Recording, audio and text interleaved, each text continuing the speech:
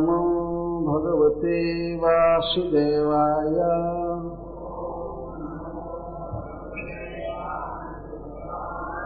ओम नमो भगवते वासुदेवाय।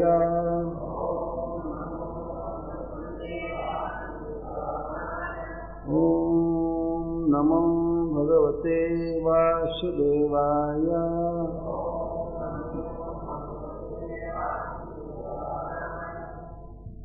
आपन्नः संसृतिं घोराम् जन्नाम विवशो गृणम् ततः सद्यो विमुच्येत जद्विभेति स्वयं भयम्। जत्पाद संश्रयासुत मुनयः प्रशमायनः सद्यः पुनङ्कुपस्पृष्टः स्वभुन्यापोऽनुसेवया। को वा भगवतस्तस्य पुण्यश्लोकेऽद्य कर्मणः शुद्धिकामो न स्नुयात् यशः कलिमलापहम्। आपन्नः प्राप्त संस्कृति जन्म मरण की परंपरा को घोरा दुस्तरणीय जन नाम जिनका एक नाम भी गृणान उच्चारण करने पर ततः उस संस्कृति से सद्य तत्काल नामोच्चारण मात्र से ही विमुच्येत मुक्त हो जाता है। जब जिस नाम से विभेति भय करता है स्वयं साक्षात भयं काल जत्पाद संश्रयः जिन श्री कृष्ण के चरण कमल में रहने वाले चरण कमल का आश्रय लेने वाले सुनता हे सुत गोस्वामी मुनयः मुनिजन श्री कृष्ण लीला का मनन करने वाले प्रशमायनः प्रकृष्ट सम के अयन होते हैं अर्थात जिनकी बुद्धि भगवनिष्ठ होती है जो भगवान श्री कृष्ण की लीला कथा के प्रति पूर्ण आसक्त रहते हैं ऐसे मुनिजन सद्यः तुरंत पुनन्ति पवित्र कर देते हैं। उपस्पृष्टः केवल सानिध्य मात्र से स्वधूनि श्री गंगा जी का आपह जल समूह अनुसेवया बारंबार सेवन करने पर पुनन्ति पवित्र करते हैं। कह कौन विवेकी वाह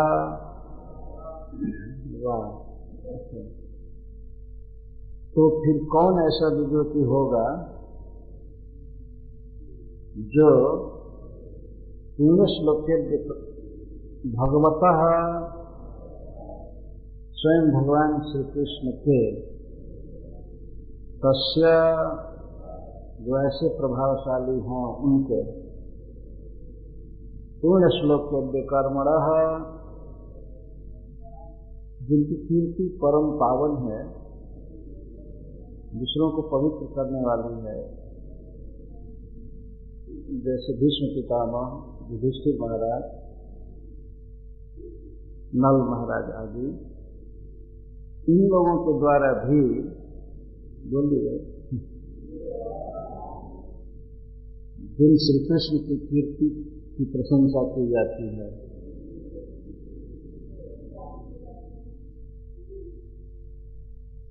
शुद्धि कामः, जो शुद्ध होने की इच्छा रखता है, न सुनयात्, नहीं सुनेगा, जसः, लीला कथा, कलिमलापः,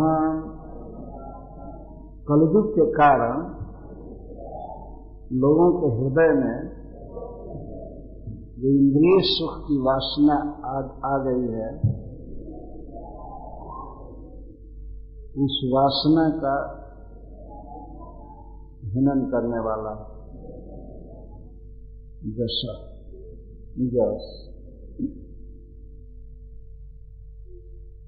नैमिषारण्य में 88,000 ऋषि, जिनमें शौनक जी प्रधान हैं,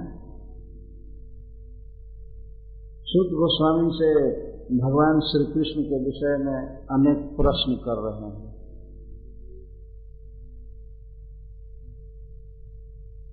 तीसरे प्रश्न के रूप में उन्होंने पूछा कि स्वयं भगवान श्री कृष्ण देवकी वसुदेव का पुत्र क्यों बने?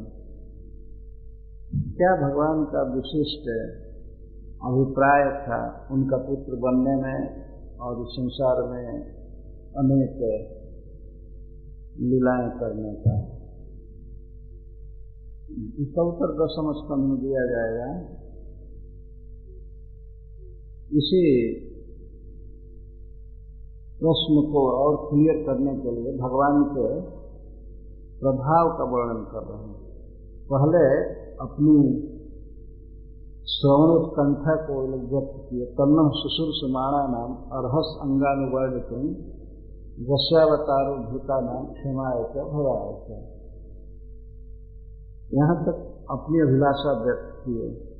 अब 2 श्लोकों में भगवान श्री कृष्ण की अद्भुत महिमा, उनका अद्भुत प्रभाव का वर्णन कर रहे हैं। आपन्नः संसृतिं घोरां जन्नाम दिवसो गुणं ततः सद्यो विमुच्येत जद्विधेति स्वयं भयम्। इसे दुस्तर जन्म मरण में पड़ा हुआ व्यक्ति यदि विवश अवस्था में भी पराधीन होकर भी किसी प्रकार से भगवान श्री कृष्ण का एक नाम बोल दे, वह नाम उच्चारण मात्र से ही तत्काल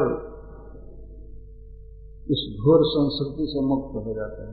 ऐसा जिनके नाम का प्रभाव, उनके गुण चरित्र आदि को हम सुनना चाहते हैं। नामोच्चारण का ऐसा प्रभाव है कि नाम के उच्चारण से साक्षात काल भी भय करता है, डरता है। इस प्रकार से लोग कह रहे हैं। तो श्री भगवान के, श्री कृष्ण के अद्भुत प्रभाव का वर्णन किया जा रहा है। उनका स्वरूप कितना महान है, कितना पावन है, ये तो अलग बात रही। उनका नाम ही पर्याप्त है जगत के जीवों को सिद्ध करने के लिए। अपन्न संसृतिं घोरा, जीव अनादिकाल से बहिर्मुख है, अतः वह श्री कृष्ण को भूला हुआ है और भूल करके इस संसार में इंद्रिय सुख के लिए प्रयास करता है अनेक कर्म करता है इसके लिए, परंतु भगवान की बहिरंगा शक्ति माया उसे सुखी नहीं होने देती है, उसे दुख देती है। कृष्ण भूलि सोई जीव अनादि बहिर्मुख अतएव माया तारे दे संसार दुख। भले वो सोचे मनुष्य कोई प्राणी कि मैं सुखी हूँ, मैं सुख भोग रहा हूँ, मैं एंजॉय कर रहा हूँ, लेकिन वास्तव में प्रत्येक जीव इस प्राकृतिक जगत में सफर कर रहा है, दुख भोग रहा है, प्रत्येक जीव। अतएव माया तारे दे संसार दुख। कृष्ण की स्मृति नहीं रखने के कारण और भोगों की अभिलाषा के कारण माया उसे बहुत दुख देती है। कभी स्वर्गे उठाए, कभी नरके डुबाए, दंड जने राजा जने नदी के चुबाए। भगवान श्री चैतन्य महाप्रभु कहते हैं सनातन गोस्वामी से कि माया कभी उसको स्वर्ग में जन्म देती है, कभी नरक में डुबाती है, कभी स्वर्गे उठाए, कभी नरके डुबाए, दंड जने राजा जने नदी पे चुबाए। जैसे किसी दंड व्यक्ति को जिसने कुछ अपराध किया है, नियम तोड़ा है, पाप किया है, तो उसको राजा दंड देता है।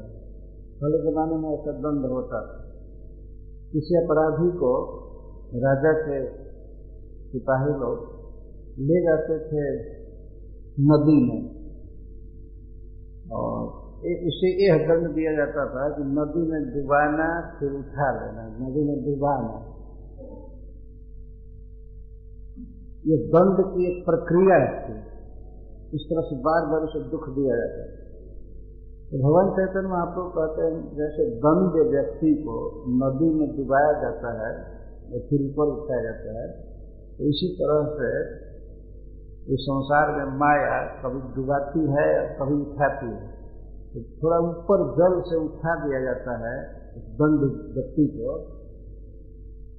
तो वो सोचता मुझे बहुत सुख है, बहुत सुख है। वो पानी में डुबाया जा रहा है, उसकी श्वास फूलती है और बोल भी नहीं पाता है, पर उसका मनोभाव ये रहता है कि मुझे जल्दी से जल्दी निकालो निकालो, सांस फूल रही है, हो रहा है। तो थोड़ा सा उसको ऊपर उठाते हैं, खुली हवा में सांस लेता है तो स्वर्ग स्वर्ग सुख है। लेकिन वो टेम्पोररी स्थिति है। कृतम भुक्त्वा सर्वलोकम विशालम क्षीणे पूर्णे मत लोकम दुखम।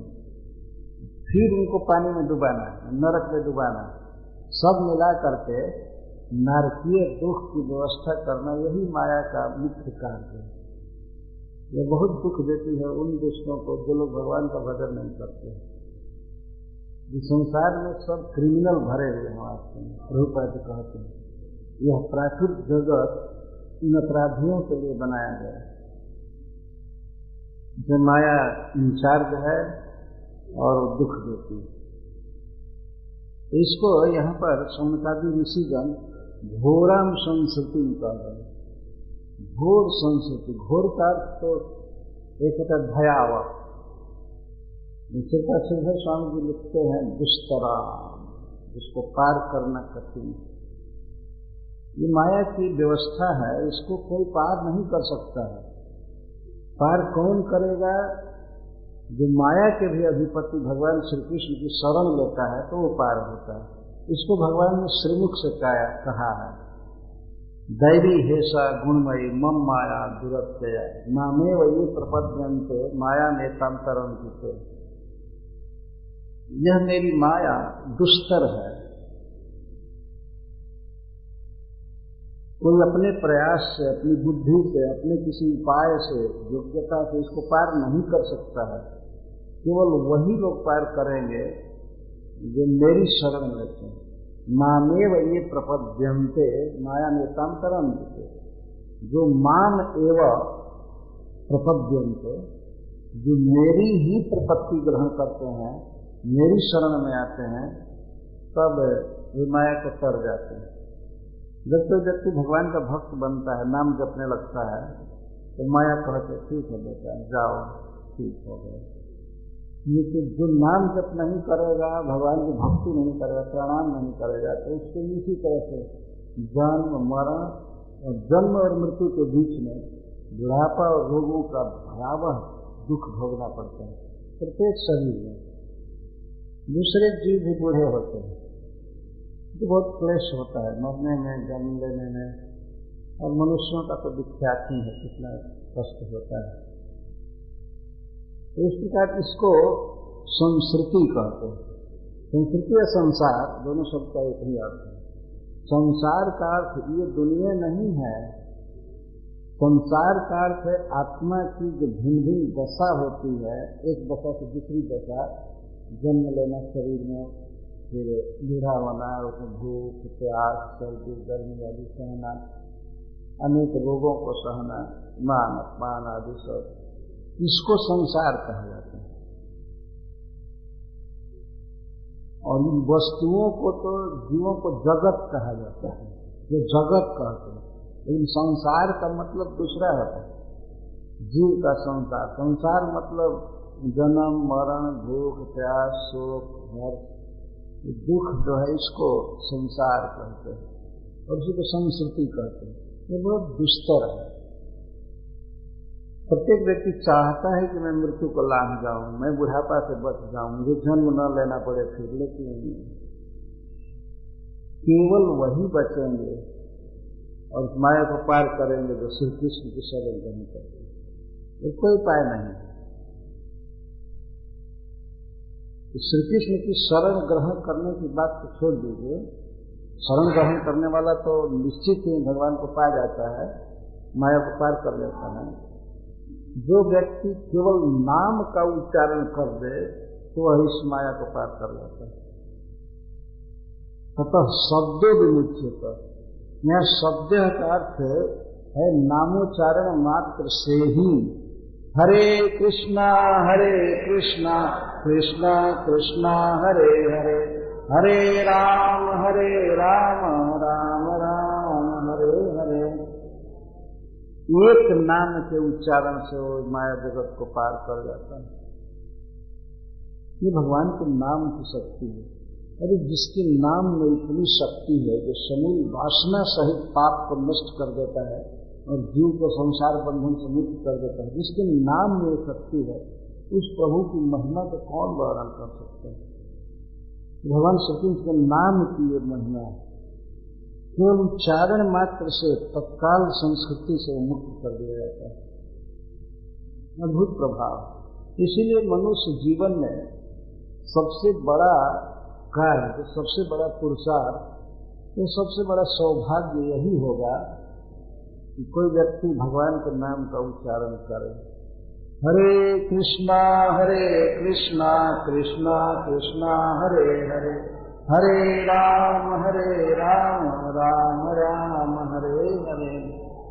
यही सबसे बड़ा धन है वास्तव। मनुष्य जीवन में कमाई जो कर सकता है मनुष्य, यही सबसे बेस्ट कमाई है कि भगवान श्री कृष्ण के नाम का उच्चारण किया जाए सदा। और यही सबसे बड़ा सौभाग्य है, यही सबसे बड़ा यज्ञ है, सबसे बड़ी तपस्या है, सबसे बड़ा धर्म है, भगवान के नाम का कीर्तन करना है।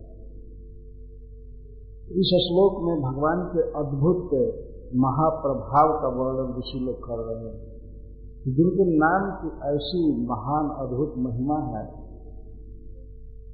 ऐसे श्री कृष्ण की लीला कथा का हम श्रवण करना चाहते हैं। हमारी अभिलाषा है, कृपया हमको सुनाए। इसका पूर्व श्लोक से संबंध है। पूर्व का श्लोक जैसे तन्नः सुशुर्षमाणा नाम अर्ह संगानुवर्णितुम, और उससे भी पहले सूतजना से भद्रंत, इन श्लोकों से इस श्लोक का संबंध है। जिनके नामोच्चारण की इतनी बड़ी महिमा है, उनके गुण लीला कथा आदि का कितना महत्व होगा, ये समझने की बात तो हम उसे सुनना चाहते हैं। भगवान के लीला कथा को सुनने की इतनी तन्मयता है, इतनी लालसा है ऋषियों में, कि कई प्रकार से कथा के महत्व को व्यक्त कर रहे हैं। जब विभेति स्वयं भयम, भगवान का नामोच्चारण, भगवान के नाम से काल डरता है। स्वयं है जिस काल से, मृत्यु से सारी दुनिया डरती है, सब लोग डरते हैं, वह मृत्यु, वह जमराज या काल भगवान के नाम से डरता है। जब विभेदी संबंध है, आगामी आदि के प्रसंग में ये बात कही जा चुकी है। जमराज जी नरक लोक में थर-थर कांप रहे थे, त्रिलोक में कांप रहे थे, उनसे गलती हो गई। अपने दूतों को उन्होंने उस दिन से पूरा आदेश दिया, क्लियर किया कि जो भगवान का नाम लेता है उसके पास तुम लोग मत जाना। यदि चले गए भूल से तो मैं जिम्मेवार नहीं हूं, मारे जाओगे तो फिर हम कुछ भी नहीं करेंगे। इतना स्पष्ट कह दिया उन्होंने। तो लोग आकर के कहे कि हम लोग अजामिल को लेने गए थे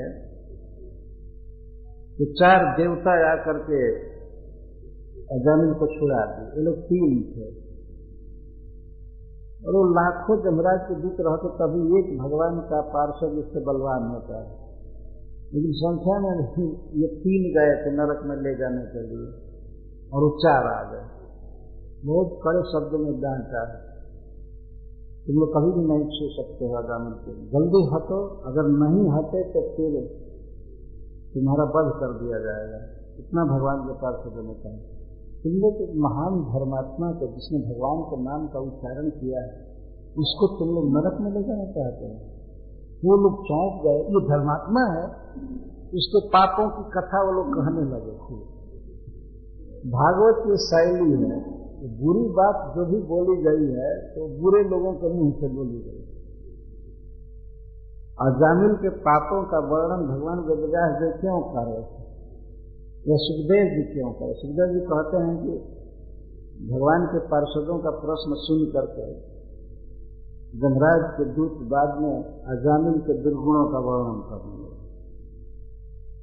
अजामिल के दुर्गुणों का वर्णन जमराज के दूत कर रहे हैं। यदि सुखदेव गोस्वामी तो उसको बोल ही रहे हैं महाराज परीक्षित से, लेकिन ये कहते हैं जमदूता ऊंची, जमराज के दूत बोल रहे हैं। तो लोग लगे गिनाने, ये पाप किया, ये पाप किया, ऐसे किया, ऐसे किया, ऐसे किया। ऐसा आदमी ही तो नरक का योग्य कैंडिडेट है। नरक किस लिए बनाया गया है, वो क्यों आप लोग रोक रहे हैं? इतने सुंदर हैं आप लोग, इतना सुंदर रूप है, लेकिन आप लोगों का स्वभाव ऐसा है कि इस क्रिमिनल का पक्ष ले रहे हैं। इतना अच्छा सुंदर रूप पा करके भी और इतना गंदा काम कर रहे हैं। जानते हैं इसका दुष्प्रभाव क्या होगा? अगर अजामिल छूट गया, नरक में नहीं गया, तो दुनिया में लोग खुल करके पाप करेंगे। अब जमराज को भय होगा नहीं। इतना बड़ा पापी जब नरक में नहीं गया तो हमको कौन ले जाएगा? इसलिए पाप करो। तो आप लोग पाप कराने में सहायक मत बनो। पर भगवान के पार्षदों ने नाम की महिमा समझाया, किसी भी तरह से, चाहे भाव से, कुभाव से, आलस्य से, या किसी पद की पूर्ति के लिए किसी नाम के बदले किसी भी तरह से कोई भगवान के नाम का उच्चारण करता है तो उसका पाप तुरंत समाप्त हो जाता है, केवल उच्चारण मात्र। कई श्लोकों में भगवान के पार्षदों ने नाम की महिमा कही है। तो यहाँ पर शौनकादि ऋषिजन भगवान के नाम की महिमा बोल रहे हैं। अपन्न संस्कृति घोरा जन नाम विवशो घृणन। विवशो घृणन, विवश का अर्थ होता है श्रद्धा से नहीं, प्रेम से नहीं, विवश होकर के। जैसे कोई व्यक्ति बुखार से ग्रस्त है, बुखार आया है और बुखार आने पर हाय हुई न करके हरे कृष्ण कह दो तो तत्काल संस्कृति से मुक्त हो जाए। इसको विवस्था कहते हैं। प्रेम से नहीं किया, या किसी को धूप लग रही है, जोर से गर्मी हो रही, पसीना आ रहा है, तो वह बोल दे ओ हरे कृष्ण या गोविंद राम हरि, तो तुरंत कर्म बंधन से मुक्त हो जाता है। ये भगवान के नाम की महिमा है। फिर प्रेम से श्रद्धा से भगवान का कीर्तन करे या माला पर जप करे तब तो कहना ही क्या। विवश अवस्था में किसी पर कोई मारा डंडे से या किसी से और उस समय बोले हरे कृष्णा हरि बोल हरे कृष्णा हरे राम तो तत्काल मुक्त हो जाता है। ये भगवान के नाम की नहीं है। जैसे अजामिल ने विवश अवस्था में अपने पुत्र के स्नेह में उसका नाम लिया, नारायण आय, हे नारायण आओ, तब तक सचमुच नारायण के पार्षद आ गए उसको बचा लिए। वो तो अपने पुत्र का नाम लिया, जानता भी नहीं था भगवान का नाम है, इतना उसे ज्ञान था, लेकिन उस दशा में वो भगवान का नाम जानकर नहीं बोल रहा है, पुत्र का नाम पुकार रहा है। तो वह मुक्त हो गया, जमराज के पास से मुक्त हो गया। और बाद में उसने भजन किया हरिद्वार में, तो वहां से विमान पर चढ़कर वैकुंठ गया। ये भागवत में कथा है।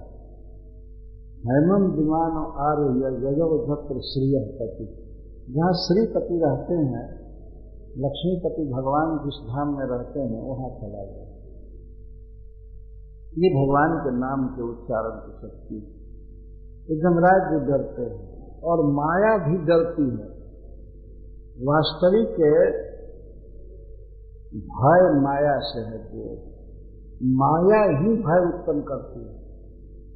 इसीलिए एक टीकाकार कहते हैं कि माया डरती है, बहिरंगा शक्ति डरती है भगवान के नाम से। भगवान के नाम से डरती है, इसका मतलब नाम बोलने वाले से डरती है, उसे कांपती है। डरने का मतलब यह है कि भगवान का नाम लेने पर प्रसन्न हो जाती है और उसके तक नहीं जाती है, उसको अपने चक्कर में नहीं डाल सकती, उसके बंधन में, कर्म बंधन में नहीं डाल सकती। जब विभेति स्वयं में, ये भगवान के नाम की महिमा है। जो लोग श्रद्धा से भगवान के नाम की माला करते हैं, जप करते हैं, केवल माला है और जितना भी हो सके, ये बहुत बड़े भाग्यशाली व्यक्ति हैं। ये भगवान की कृपा को ग्रहण कर रहे हैं। चैतन्य महाप्रभु कहते हैं, नामना मकारी बहुधा निज सर्व शक्ति तत्रार्पिता नियमिता स्मरणे न काल एतादृशी तव कृपा भगवन ममापि दुर्दैव निदृश निहाजनानुराग। भगवान चैतन्य महाप्रभु कहते हैं, हे श्री कृष्ण, हे प्रभु, इस प्राकृतिक जगत में आपने अपना अनेक नाम प्रकाशित किया, प्रकट किया, और प्रत्येक नाम में आपने अपनी संपूर्ण शक्ति भर दी, सारी शक्ति। और नाम जपने में, नाम के स्मरण में आपने काल निश्चित नहीं किया कि सवेरे ही करो या भोर में ही करो, कोई ऐसा काल न नियमित। काल शब्द से देश भी लक्षण है। देश का नियम नहीं किया, जो मंदिर में ही बैठ करके करो, रसोई में नहीं कर सकते हो या ऑफिस में नहीं कर सकते। कुछ काम ऐसे हैं जो सब जगह नहीं किए जाते। जैसे मान लीजिए यज्ञ करना है, ऐसा नहीं है कि कहीं भी बाथरूम में हो करके स्वाहा स्वाहा करे, इस पर अंतराय देश लगेगा, तो ये क्या होगा, और महापाप लग जाएगा। लेकिन भगवान के नाम का उच्चारण कहीं भी किया जा सकता है। एक बार एक भक्त हमसे पूछा, तो क्या टॉयलेट में भी उच्चारण किया जा सकता है?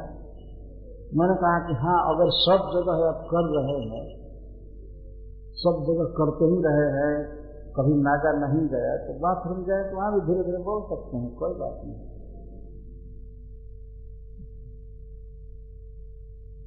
कहीं भी भगवान का नाम लिया जा सकता है। देश का नियम नहीं है, काल का भी नियम नहीं है, और कई कामों में काल का नियम है। जैसे संडे को दुकानें बंद रहती है, संडे को आप वस्तु नहीं ले सकते, इस काल द्वारा बाधित। यह दिन, यह तिथि, वह तिथि, कई कार्य ऐसे लोक में भी देखे जाते हैं, सब दिन सब समय नहीं कर सकते। काल का बंधन देखिए, 7-8 बजे दुकान खुलेगी, 8-10 बजे, फिर उसके बाद क्लॉज, रात भर बंद। लेकिन भगवान का नाम ऐसा है कि आप कभी भी आधी रात को नींद खुले हरे कृष्ण जप सकते, या सवेरे जपे, शाम जपे, भोर में जपे, कभी सब समय किया जाएगा। कीर्तन वो सदा हरि, भगवान का कीर्तन किसी भी समय किया जा सकता है और किसी भी देश में। देश का मतलब स्थान होता है, प्लेस। कहीं भी गली में या ऑफिस में, घर में, दुकान में, कहीं भी भगवान का नाम बोला जा सकता है। हम लोग प्रचार करके देखे हैं, गांव में हल चलाते समय भी लोग नाम लेते रहते थे। अब तो सब बैलों को काट कर कसाई खा गए, बैल बचे नहीं, ट्रैक्टर से खेती होती है, वो सब देखने को मिलता नहीं। लेकिन हल चलाते समय भी भगवान का नाम लेते रहते। गाय चराते समय, स्त्रियां धान की रोपनी करते समय भगवान महामंत्र गाती।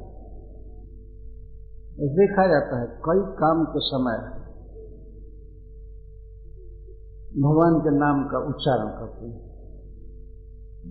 नाम के उच्चारण में देश काल का भेद नहीं है और पात्र का भी भेद नहीं है। कुछ मंत्र ऐसे हैं जो केवल ब्राह्मण ही जप सकते हैं, दूसरे लोग नहीं।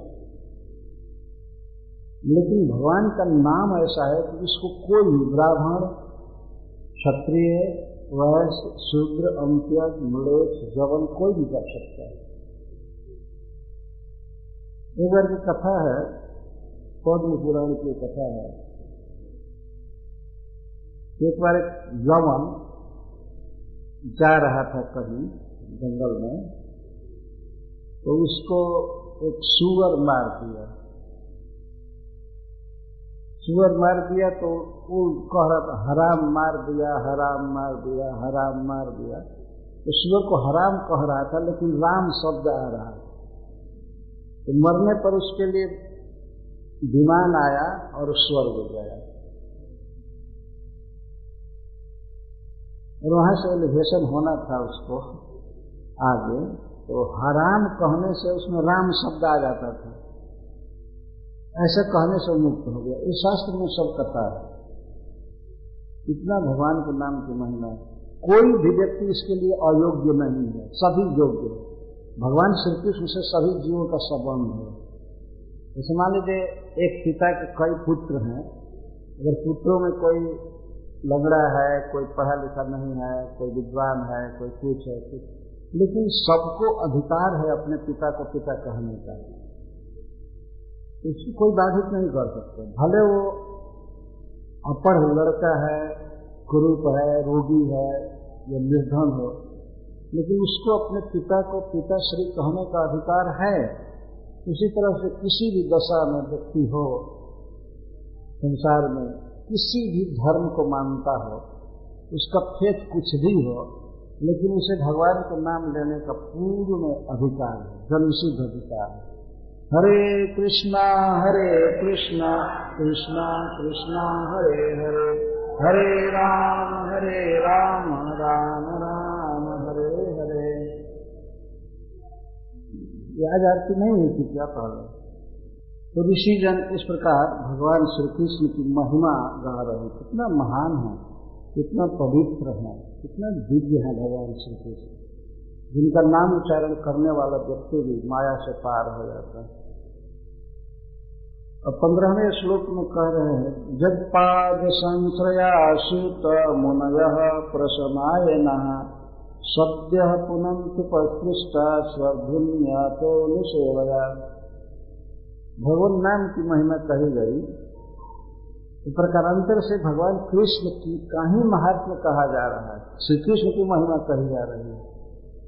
और अब भगवान के भक्त की महिमा कर रहे हैं, और भक्त की महिमा के द्वारा भगवान के महाप्रभाव का वर्णन किया जा रहा है। जगपाद संश्रया सूत, हे सूत गोस्वामी,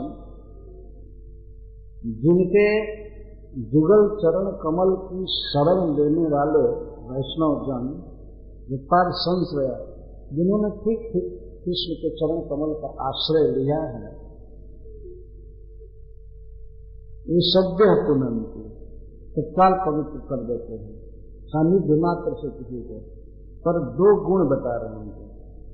भगवान के जुगल चरण ही जिनके आश्रय हैं, ऐसे वैष्णवजन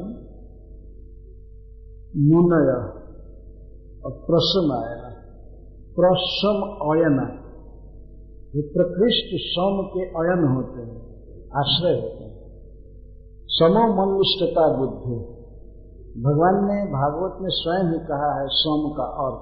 उद्धव जी ने पूछा कि को सम को दम, सम क्या है? तो भगवान श्री कृष्ण कहते हैं समो मनुष्यता बुद्धि, बुद्धि का मुझ में पूरा पूरा लग जाना, एक निष्ठ हो जाना, इसी को सम कहा गया।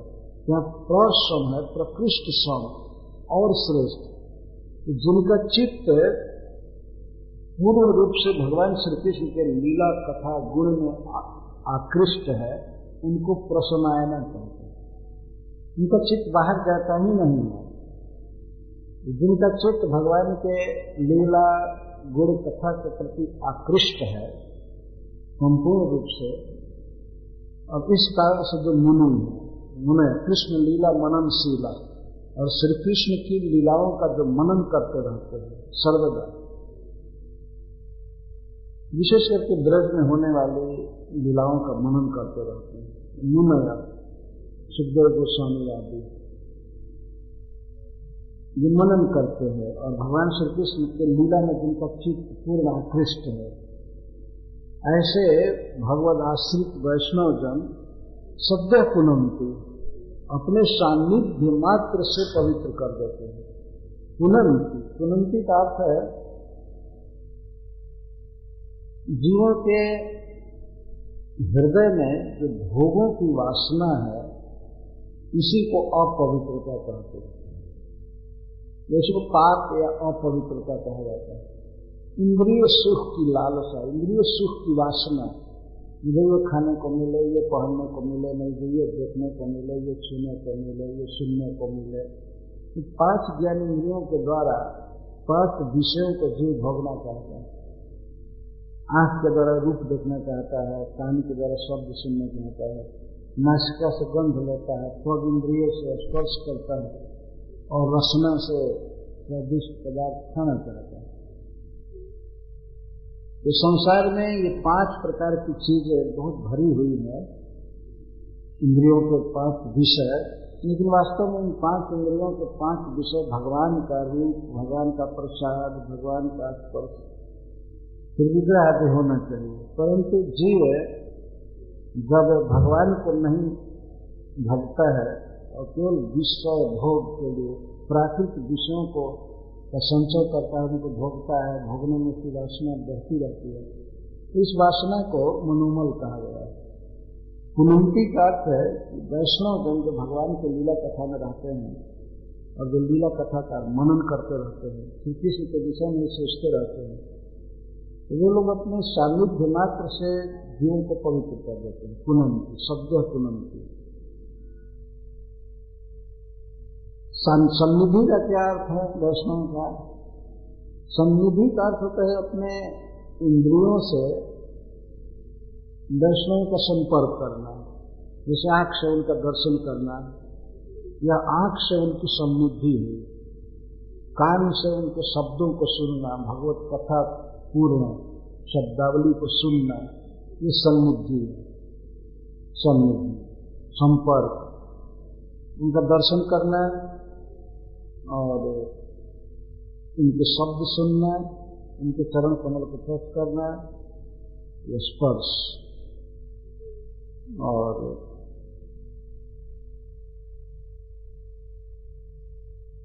और उनका उच्छिष्ट प्रसाद खाना।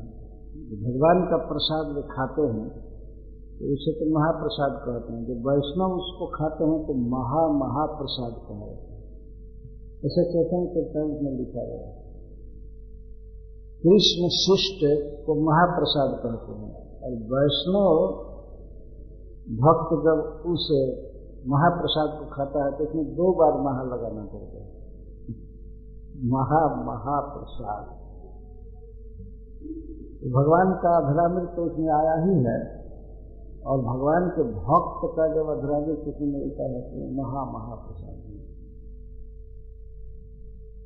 इस प्रकार भगवत भक्तों का दर्शन करना और उनके श्रीमुख से कथा सुनना, भगवान के लीला गुण को सुनना, वास्तव में सन्निधि में यही मुख्य सान्निध्य है।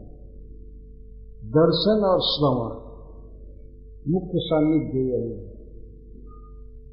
इस सान्निध्य मात्र से मुनय प्रसमायना जगताक्षंश्रया पुनंति, भक्तों जीवों को तत्काल पवित्र कर देते हैं। एक बार कुरुक्षेत्र में भगवान श्री कृष्ण गए थे, सूर्य ग्रहण लगा था, द्वारका से सब लोग गए थे, ब्रज से भी लोग गए थे, भगवान के बहुत जितने संबंधी थे सब गए थे। तो संख्या भी नहीं गिन सकते कि कितने साले थे, कितने कौन कौन थे। 16,108 विवाह हुआ, कितने ससुर, कितने साले और संबंधी सब आए ही थे। उस अवसर पर बहुत ऋषि मुनि भी आए थे कुरुक्षेत्र। तो स्नान का बहाना था ब्रह्म सरोवर में, लेकिन वास्तव में भगवान श्री कृष्ण का दर्शन करने के लिए आए ऋषि लोग। तो भगवान एक मनुष्य के भाव में लीला कर रहे हैं। ये कहते हैं कि जिन लोगों की तीर्थ में पानी में तीर्थ बुद्धि है, जब तीर्थ बुद्धि शरीर न कर जने सभी जो गो कर जस्यात्म बुद्धि पुण्यते प्रभाव के, भगवान कहते हैं जिस व्यक्ति की इस कुणप में, लाश में आत्मबुद्धि है, ये मरा हुआ देह है, पंचभूता भौतिक देह में जो आत्मबुद्धि का देह को माया मानते हैं, और जिसत बुद्धि कुणते प्रभाव के स्वभी कलत्रादि से, और पत्नी पुत्र आदि ये मेरे हैं जिनकी ये बुद्धि है, भगवान के प्रति या वैष्णव के प्रति जिनकी बुद्धि नहीं है कि ये मेरे हैं, पर पत्नी में बुद्धि है कि मेरी है, ये बेटा बच्चे मेरे हैं, तो शायद वो गोखर, वो गधा है, वो बैल है आपके वाला। भगवान कहते हैं जब मेरा मानना ही है तो भगवान के भक्तों को मेरा मानना चाहिए। वही वास्तविक बंधु हैं, वही वास्तविक परिवार के हैं। लेकिन देख रहे संसार में प्रत्येक व्यक्ति मानता है पत्नी मेरी है और इसे जन्मे हुए बेटा बच्चे मेरा परिवार, और देह में आत्मबुद्धि, अहंता और ममता, सभी कलत्रा जिसमें भौम इज्जती और भूमि के विकार। भौम कहते हैं भूमि से बना हुआ, जैसे पत्थर से बना हुआ या लोहा से, काठ से या मिट्टी से बने हुए जो मूर्तियां हैं, इन्हीं में इज्जत है, पूज्य बुद्धि है, यही हमारा इष्ट देव है, इसी की पूजा करते हैं। और यदि वैष्णवों का तिरस्कार करे तो उनको भी भगवान कहते हैं गधा है, बैल है, तो गोखर, सबके साथ लगाना पड़ेगा। जब तीर्थ बुद्धि सलिले न कढ़ी जनेशु अभिज्ञेशु सैव गोखर, और दूर दूर में कोई पानी है, जलाशय है, नदी है, तो उसी में तीर्थ बुद्धि है, ये हमको पवित्र कर देगा, ये हमको पवित्र कर देगा। पर मेरे लीला कथा के जानकार मेरे भक्तों में अभिज्ञ जनों में यदि तीर्थ बुद्धि नहीं है तो ऐसा व्यक्ति सब गधा है, बैल है। ध्यान देता है, ऋषियों से कह रहे हैं स एव गोखर, स एव गोखर, वही गो है, वही खर है, वही बैल है, वही गधा है। बल्कि वो गधा और बैल ठीक है, वो गधा और बैल नहीं, असली बैल और असली गधा वही है जो देह को मैं मानता है और परिवार में स्त्री पुत्र आदि को मेरा मानता है, और पृथ्वी के विकार मूर्तियों को ही पूज्य मानता है, वैष्णवों को पूज्य नहीं मानता है, भगवान के भक्तों का सत्कार नहीं करता है। ये अद्भुत क्रांतिकारी बात भगवान कह रहे हैं। जगह जगह मूर्तियां हैं, मूर्तियों की लोग पूजा करते हैं, करते हैं, वैष्णवों की पूजा नहीं करते। इस पर भगवान कहते हैं न अभिज्ञेषु जनेषु, शुरू से ही ये बात कह रहे हैं, शुरू से लगेगा यदि जो स्वधि कलत्र आदि में करता है पर अभिदेशु जनेशु न, तीर्थ बुद्धि पानी में करता है, नदी में, सरोवर में, लेकिन वैष्णव में तीर्थ बुद्धि नहीं करता, तो स एव गोखर, इस तरह से भगवान बोल रहे हैं। और भगवान जिसको गधा कह दे वो गधा ही है, अब दूसरा कोई क्या आदमी कहेगा। भगवान तो पूर्ण अथॉरिटी है, वो जैसा जिसको कहेंगे जो टाइटिल देंगे और ठीक है। भगवान के प्रवचन का सार यह है कि वैष्णव ही वास्तविक तीर्थ है, वे किसी के कर्म बंधन को, पाप को, वासना को मिटा देते हैं। इसको और क्लियर भगवान ने किया है, वैष्णवों के, साधुओं के मुख से जो शब्द निकलते हैं, ये शब्द व्यक्ति के अज्ञान को काट देते हैं। भगवान बोल रहे हैं। इस प्रकार भगवान के जो चरण कमल के आश्रित हैं वैष्णवजन, वो सन्निधि मात्र से पवित्र कर देते हैं, पुनन्ति। और यह कह करके वैष्णवों के प्रभाव का वर्णन करके भगवान के प्रभाव का वर्णन कर रहे हैं। वैष्णव में इतना प्रभाव क्यों आ गया? क्योंकि जब पाद संस रहा, भगवान के जुगल चरणों के आश्रित रहते हैं, इसी का उनमें प्रभाव आया है। और इसी प्रकार प्रभाव गंगा जी का है। गंगा जी का आपह बहुवचन में है पुनन्ति। गंगा जी का जल पवित्र कर देता है, जल पवित्र कर देते हैं, क्रिया इस तरह से लगेगी। गंगा जी का भी प्रभाव इतना क्यों है? क्योंकि वो भी विष्णु पदी है, विष्णु के चरण कमल से गंगा जी का संबंध। परंतु गंगा जी में और वैष्णव में एक अंतर है।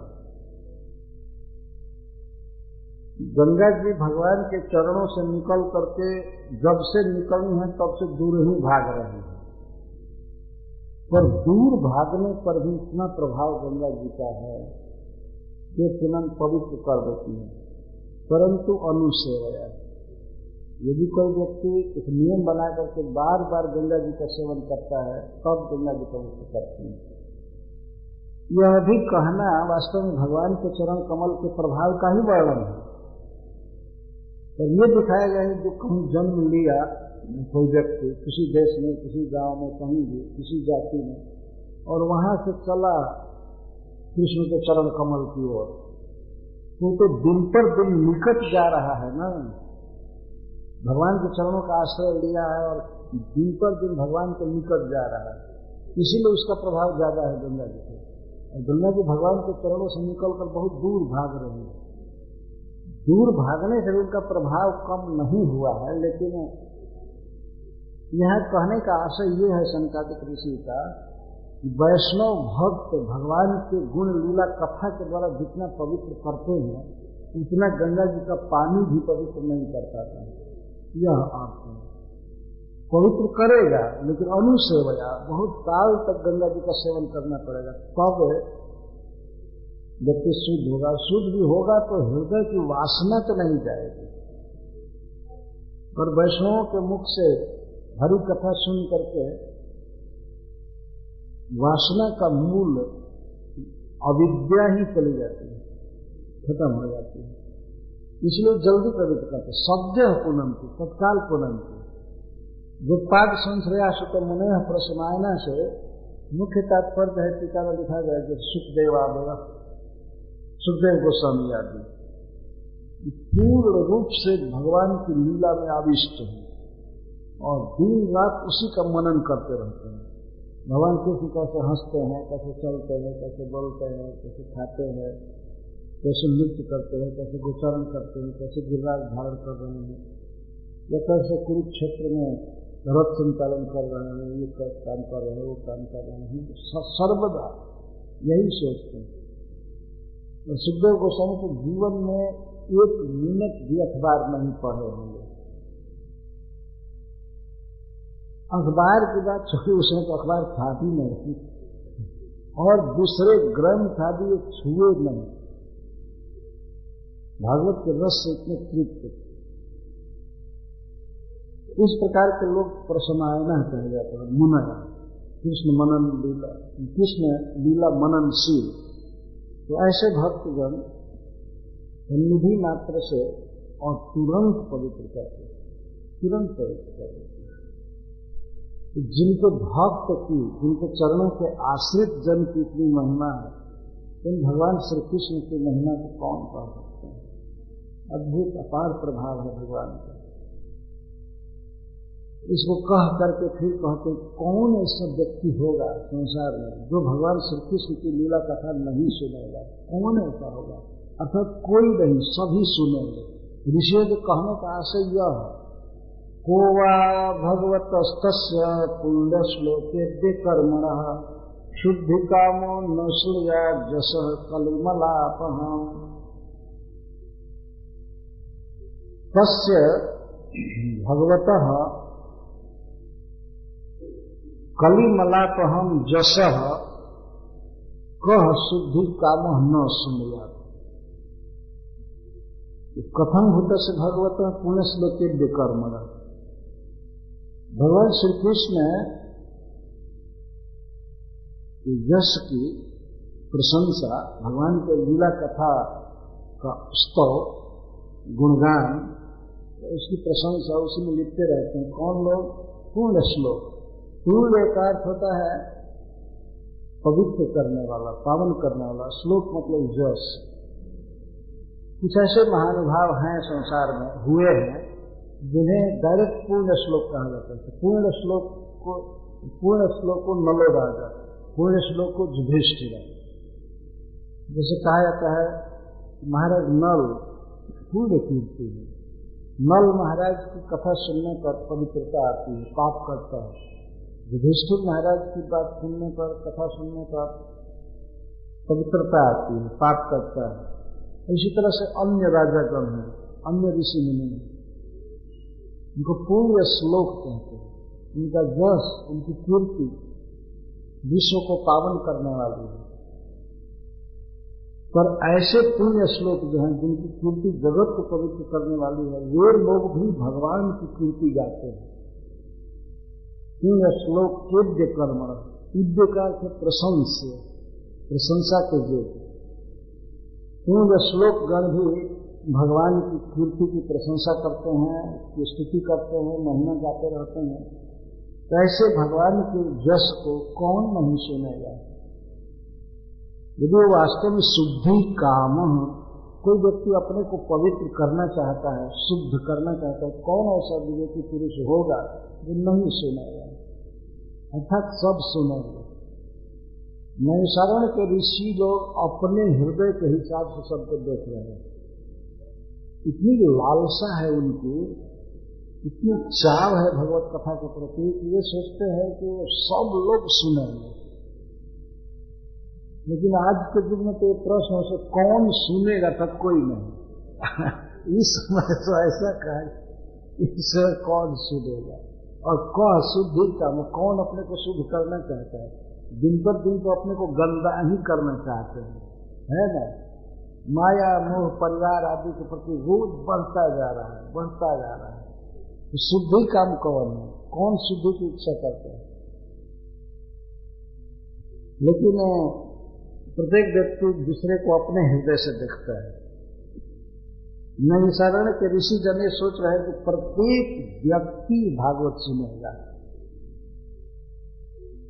और यदि वो शुद्धि काम है तो शुद्धि का अर्थ है कि हृदय में जो भोगों की लालसा है, इंद्रिय सुख की लालसा है, वासना है, इससे कोई व्यक्ति मुक्त होना चाहता है, बिल्कुल शुद्ध होना चाहता है और चाहता है कि भगवान में मेरी मति लगी रहे, तो कौन ऐसा व्यक्ति होगा जो नहीं सुनेगा? न श्रुया जस, भगवान के यश को, लीला को। कलिमलाप, कलिमल आप, कलयुग के मल को दूर करने वाला है भगवान का यश। कलयुग में कोई मल नहीं है वास्तव में। कलिमलापहम का अर्थ है कि कलयुग के कारण जो लोगों के हृदय में मल जम जाता है, इंद्रिय सुख भोग की लालसा बढ़ जाती है, वासना बढ़ जाती है, उस लालसा को वासना कहते। वासना का अर्थ होता है उसके बिना वो रह नहीं सकता है, व्याप्त हृदय हो जाता है। हमको ये चाहिए, हमको ये चाहिए, ये चाहिए, ये चाहिए। वो खाना चाहता है, देखना चाहता है, सुनना चाहता है, सारे धर्म कर्म को छोड़ करके। खाने के विषय में देखिए, कोई शराब पीना चाहता है, नियम मना करता है, शराब पीने को मना करता है, सब जगह उल्लेख है शराब मत पियो, बहुत बड़ा पाप है। लेकिन शराब पीने की इतनी वासना है लोगों के मन में, इतनी वासना है कि पीते ही जा रहे हैं, पीते ही जा रहे हैं। क्यों पी रहे हैं? अविद्या के कारण। ये सोचते हैं कि ये हमको पुष्ट करेगा, हमको सुख दे रहा है, जबकि शराब करे खराब। सरकार लिखती है दीवार पर, जो शराब का हुआ शिकार उसने थोक दिया घर बार, शराब करे खराब। कई जगह ये लिखा हुआ रहता है। शराब निषेध विभाग, मद्य निषेध विभाग सरकार में एक डिपार्ट है, और वो सरकार ही मद्य बनाने के लिए लाइसेंस देती है। देखिए, ये लोगों के आंख में प्रकट धूल झोंकना। क्यों? क्योंकि कुछ पूंजीपति जो शराब बेच बेच करके दुनिया में बहुत धनी हो रहे हैं, उनके चंगुल में लोग रहते हैं, और उनको पैसा दे करके इनसे लिखवा लेते, हाँ ये ठीक है। जब लिखते हैं, सिगरेट का विज्ञापन देखिए, सिगरेट पियो, सिगरेट पियो, सिगरेट पियो, हम सस्ते दाम में तुमको बहुत अच्छा मजा दे रहे हैं, और नीचे छोटे अक्षर में लिख देते हैं स्मोकिंग इंजूरियस टू हेल्थ, धूम्रपान करना स्वास्थ्य के लिए खतरनाक है। तो किसके लिए पिला रहे हो? किसी किसी को पुष्ट करता है क्या स्मोकिंग? जरा सोचिए, कोई विटामिन है, कोई टॉनिक है, खुलम खुला लिख देते हैं, बाद में इनको कोई दोष न दो। शराब, इसी तरह से शराब के भी विषय में लिखते हैं, मद्य निषेध विभाग है। मैं दिल्ली में देखा कई जगह बोर्ड टंगा हुआ है, लगा इसके मंत्री भी होंगे। क्यों शराब बनने देते हैं? क्यों नहीं कंट्रोल करते? कोई नहीं पिएगा, पिएगा तो उसको जेल भेजा जाएगा, सीधा जाएगा। तो कुछ लोग तो जेल भी चले जाएंगे पी करके, वो कुछ भी करो। इतनी वासना है हृदय में, आदमी इस तरह से खा रहा है, पी रहा है, कुछ भी। ट्रेनों में जो बड़ी ट्रेनें हैं, उनमें या बाईवान में वो विमान परिचारिकाएं जो आती हैं सेवा के लिए, तो पूछती हैं वेज नॉन वेज, बाप। और ज्यादातर नॉन वेज राक्षस ही बैठे रहते हैं, नॉन वेज चाहिए। ऐसा जमाना आ गया, ऐसा खराब हो गया, लोगों की दुर्वासना इतनी बढ़ गई। मांस खाना, ये भी नहीं दिखाई पड़ता है कि पशुओं की हिंसा होती है तो उनको कितना क्लेश होता है, और उनके क्लेश का भागी हमें होना पड़ेगा, इस पाप के कारण नरक में जाना पड़ेगा।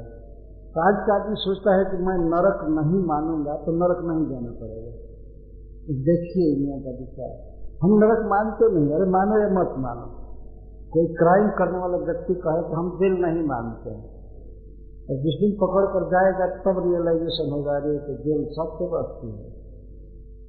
हम नहीं मानते, नहीं मानने से क्या होगा? इस तरह से मनुष्य पाप कर रहा है, शराब पी रहा है, और भी बीड़ी, सिगरेट, गांजा, भांग, ये सब बहुत पाप दुर्वासना के कारण है। और वैदिक शास्त्र नियम बनाया है कि किसी एक स्त्री से वेद विधि से पाणी ग्रहण करके उसे संतुष्ट रहना चाहिए। कोई व्यक्ति अपनी पत्नी से संतुष्ट है तो उसको भगवान ने धर्म कहा है गीता में, धर्मा विरोधो भूतेषु कामोषु भर्तर्षभ। हे भरतऋषभ, जीवन में जो काम वासना है, यदि वह धर्म के अनुकूल है, अविरुद्ध है, तो मेरा स्वरूप है। इतना पवित्र है वो कि भगवान अपना स्वरूप बता रहे हैं। लेकिन दूसरे की स्त्रियों के प्रति गलत निगाह रखने से ही जीव नरक में गिर जाता है, वो महापाप है। तो इतनी प्रबल वासना है, दुर्वासना है मनुष्यों के हृदय में। सुना तो धर्म के नियमों को कुछ नहीं गिनता है, व्यभिचार करने लगता है। दुनिया में कितना ऐसे न्यूज पेपर में आता है और सब आता है। इस प्रकार इंद्रिय सुख की उसे दुर्गंधीय वासना उत्पन्न हो गई। कोई व्यक्ति भी चाहता है कि हमारी शुद्धि हो जाए, बिल्कुल हमने कोई भी संसारिक भोगों की लालसा न रहे, हमारा मन भगवान के रूप में रमे, भगवान के गुण में रमे। तो उसे चाहिए कि भगवान श्री कृष्ण के लीला कथा को सुने। सिद्धि काम न सुनिया जसह कली मना। तो कलयुग में यह किया है, भोजन में मांस भक्षण करना, जीवों का वध करना, इतना जीवों पर संकट है। भगवान ने मनुष्यों को दो उपजीव्य बनाया है जीविका में सहायता देने के लिए, वृक्षों को और पशुओं को। ये मनुष्य जीवन में बहुत सहायक है। वृक्ष किस तरह से मनुष्य को जीने में सहायता करते हैं, घर बनाने में, फर्नीचर बनाने में, कई तरह से मदद करते हैं। पर मनुष्यों ने वृक्षों को समाप्त कर दिया, बहुत कम वृक्ष बचे। और पशु दूध देते हैं, सवारी के काम में आते हैं, वजन ढोते हैं, कई प्रकार से एनर्जी है वो देते। हल में बैल चलता है, घोड़ा है, भैंसा है, ये सब पशु किस तरह से हेल्प कर रहे हैं। पर असुर प्रकृति के मनुष्य इनको काट करके खाते जा रहे हैं। थोड़ा भी दर्द हृदय में नहीं होता है इन पशुओं की हत्या करने में। तो मनुष्य अपने ही पैर में कुल्हाड़ी मारता जा रहा है, अपने ही पैर।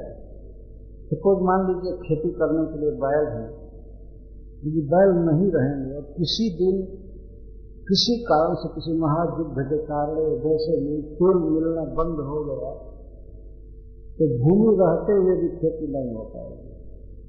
और खेती के बिना अन्न नहीं होगा, आदमी को ऐसे ही मरना पड़ेगा। ये दिन आने वाला है। ये पशुओं की इस तरह से हत्या आदमी करता जा रहा है, अपनी एनर्जी खत्म करता जा रहा है, ये दिन देखना पड़ेगा मनुष्य समाज को।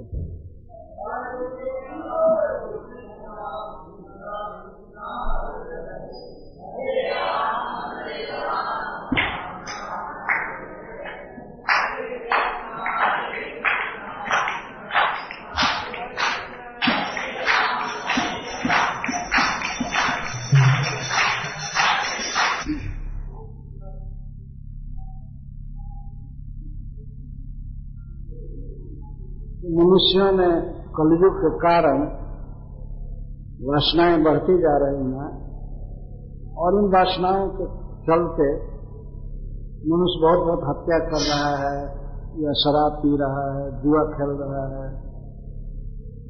पर स्त्री गमन कर रहा है। इन सब कर्मों से मानव समाज बहुत दुखी होता जा रहा है, इसे कभी सुख नहीं मिलेगा। इसलिए श्रील प्रभुपाद सबसे पहले लोगों को ये बताते थे, 4 पाप मत करो, no meat eating, no gambling, no intoxication, no illicit sex. Prabhupada ji इस बात को फ्रैंकली बताते हैं जो भागवत में लिखा हुआ है। महाराज परीक्षित ने कलयुग को 4 सीट दिया। कलयुग उन सीटों से लड़ता है, आरक्षण है उसका 4 सीट पर। तो एक बार श्रील प्रभुपाद जी से व्यक्ति ने कहा अमेरिका में कि स्वामी जी आप इतना पाबंदी लगाएंगे, इतना नो कहेंगे तो अपनी बात कोई नहीं मानेगा। तो प्रभुपाद जी ने कहा कोई माने या न माने, मेरा जो स्टैंडर्ड है उसी पर रहूंगा। और भगवान की कृपा से आप लोग जानते हैं कि कितने लोग प्रभावित हुए और होते रहेंगे। सारी दुनिया में शाकाहारी भोजन के प्रति आकर्षण बढ़ा है। इसकी संख्या बहुत कम है अभी, लेकिन ये बढ़ रहा है। कुछ लोग तो शाकाहारी हो रहे हैं फिजिकल पॉइंट ऑफ व्यू से, मांस खाने से बहुत रोग बढ़ रहे हैं, इसलिए कुछ लोग मांस से परहेज कर रहे हैं। अभी अभी आपने सुना किस तरह के रोग बढ़ रहे हैं मुर्गी खाने से।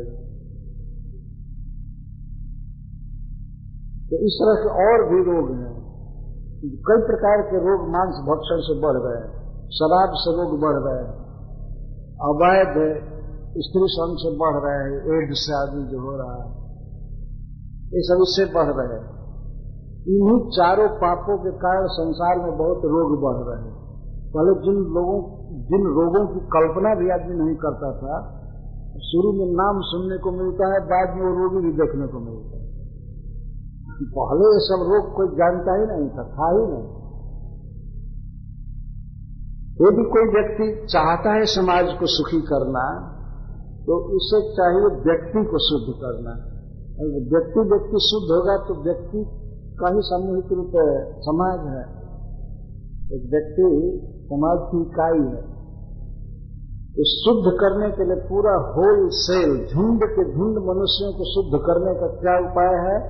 भगवान श्री कृष्ण की लीला कथा का श्रवण। पूर्ण शुद्धि होती है और एक साथ शुद्धि होती है। 88,000 ऋषि लोग सुन रहे हैं कथा। इस प्रकार भगवत कथा श्रवण की व्यवस्था करना, कहना, सुनना, यह विश्व के मंगल के लिए है। इसे शुरू में ऋषियों ने कहा कि नहीं, सूत जी आगे दूसरे अध्याय में कहते हैं कि आप लोग लोक हित के लिए प्रश्न किए। हमेशा ये ध्यान रखा जाता है, कोई वैष्णव या साधु संत केवल अपनी मुक्ति के लिए प्रयास नहीं करता है, वह सदा दूसरों पर ध्यान रखता है कि उनका हित कैसे होगा, उनका हित कैसे होगा। वैष्णव जन को तेने कही हो कि तीर पर आई जा रहे, पर दुख है उपकार करे पर मन अभिमान न आने। वैष्णव तो वो है जो दूसरे के दुख को समझे, और दूसरे के दुख को मतलब केवल मनुष्यों के ही दुख को नहीं, समस्त जीवों के दुख को समझे और उसका उपकार करे, उसको सुखी करे। नैमिषारण्य के ऋषिगण समग्र मानव जाति पर, जीवों पर ध्यान रख रहे हैं। तो समाज कैसे सुखी होगा? भगवान का नाम संकीर्तन करने से। जैसा पूर्व के श्लोक में कहा गया, भगवान का नाम लेने से जीव सुखी होगा, भगवान की कथा सुनने से सुखी होगा। इसके अलावा और कोई उपाय नहीं है। भले कोई मूर्ख मनुष्य या मनुष्यों का समुदाय बात करिए कि नहीं ऐसे हित नहीं होगा, ये करने से होगा, ये करने से होगा, कभी नहीं हो सकता। भगवान के लीला कथा से ही जीव का अज्ञान जाएगा और अज्ञान जाने से ही वो सुखी हो सकता है और परमार्थ परम पुरुषार्थ लाभ कर सकता है। उसमें भी विशेष करके श्रीमद् भागवत की जो कथा है, यही पुरुषार्थ दायिनी है, परमानंद प्रदायिनी, भगवान का चरण कमल देती है। इसीलिए नैमिषारण्य के ऋषिगण अपनी श्रवण वासना को, अपनी श्रवण उत्कंठा को व्यक्त कर रहे हैं। कौन ऐसा होगा जो नहीं सुनेगा? सबको सुनना चाहिए, सबको यही सुनना चाहिए, और हम लोग तो इसे सुनने पर पड़े हुए। यह कह करके फिर ये कहते हैं, तस्य कर्माणुदाराणि परिगीतानि सुहृदि ब्रूहि नः श्रद्धानानां लीलया दधतः कलह। जो स्वयं भगवान श्री कृष्ण अवतरित होते हैं तो अपनी कलाओं को, अपने अंशों को अपने साथ ही लेकर के प्रकट होते हैं। इसलिए इस श्लोक में भी भगवान कृष्ण के लीला चरित्र के विषय पर किया गया, ऐसा जीव गोस्वामी जी कहते हैं। लीला दधता कला, अपनी लीला से ही, अंतरंग शक्ति से ही, अंतरंगा शक्ति से भगवान अपने साथ सारे अवतारों को समेटे रहते हैं। चैतन्य चरितामृत में कहा गया है, पूर्ण भगवान अवतरित जय काले अन्य अवतार सब ताते असीमित है। जब पूर्ण भगवान अवतरित होते हैं स्वयं भगवान, तो अन्य सारे अवतार उनके साथ प्रकट होते हैं। तो लीलया दधतः कला, लीला शक्ति से ही भगवान अन्य समस्त अवतारों को दधतः अपने में धारण किए हुए प्रकट होते हैं। तस्य कर्माणि उदाराणि, ऐसे प्रभु के, श्री कृष्ण के, स्वयं भगवान के उदार कर्मों को हम सुनना चाहते हैं। ब्रूहि श्रद्धाना नाम, हमारी बहुत श्रद्धा है भगवान श्री कृष्ण की इन लीलाओं को सुनने के लिए, बहुत श्रद्धा है। श्रद्धा का तो उत्कट लालसा, हमारी बहुत लालसा है, कृपया आप हमें सुनाइए। स्वयं भगवान की लीला को ही सुनना चाहते हैं। इस श्लोक में यही आशय व्यक्त किया गया है। उदाराणि कर्माणि, भगवान श्री कृष्ण का उदार कर्म है। उदार का अर्थ होता है सीमा से बाहर या लौकिक मर्यादा से ऊपर। मनुष्य का कुछ पावर है, कुछ कर्म कर सकते हैं, नहीं कर सकते हैं, देवताओं की कुछ सीमित शक्ति है, लेकिन भगवान के जो कर्म है प्रकृति के बंधन से परे है, अप्राकृत है, दिव्य है, देश काल आदि से अपरिच्छिन्न है। और उदार का एक और अर्थ होता है, उदार का अर्थ होता है परम दाता, जो बहुत दान दे उसको उदार कहते हैं।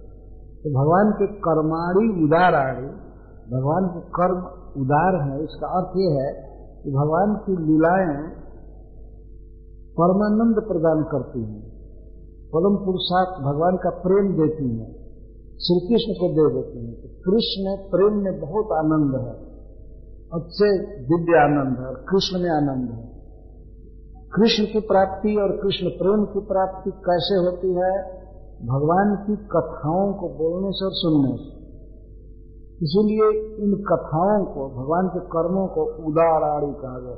तस्य कर्मण उदाराणि परिगीतानि सूर्य, और बड़े बड़े सूरीजन श्री नारद मुनि, भगवान के व्यास देव आदि के द्वारा भगवान के कर्मों की भूरी भूरी प्रशंसा है, और वे लोग गाते रहते हैं, सुनते रहते हैं। नारद मुनि बाजा जिन्हें राधिका रमण नाम, नारद जी तो सदा भगवान का जस गाते रहते हैं। परिगीतानि, परितः गीतानि, सदा सब तरह से अपने जीवन का परम पुरुषार्थ मान करके, अपना प्राप्तव्य मान करके, जीवन का लक्ष्य मान करके भगवान की लीलाओं में ही रमे रहते हैं सूरी लोग। सूरी मतलब परम विद्वान भगवत भक्त जन, श्री नारद जी आदि, इनके द्वारा भगवान की लीलाएं गाई जाती हैं, सदा गाई जाती हैं। जो व्यक्ति चाहता है कि हमको परम आनंद प्राप्त हो, हमारा स्वरूप प्राप्त हो, भगवान श्री कृष्ण में प्रेम प्राप्त हो, या श्री कृष्ण के चरण कमल की प्राप्ति हो, तो उसे चाहिए कि इन कथाओं का आश्रय ले, यही दान करेंगे, और केवल श्रवण मात्र से श्री कृष्ण को दे सकती है। तस्य कर्माणि उदाराणि परिगीतानि सूर्य, ब्रूहि श्रद्धाना नाम। हम लोग इसके प्रति अक्षय श्रद्धा रखते हैं, अतः हमारे प्रति बोलिए, अब सुनाइए।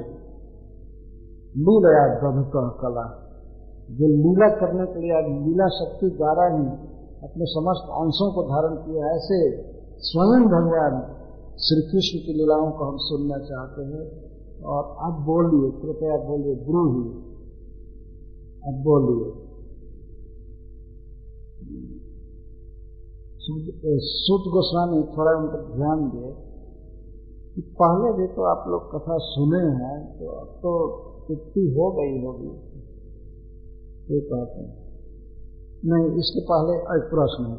अथाख्या ही हरे भीमन अवतार कथा शुभा लीला विगत स्वयं ईश्वरस्यात्ममाया।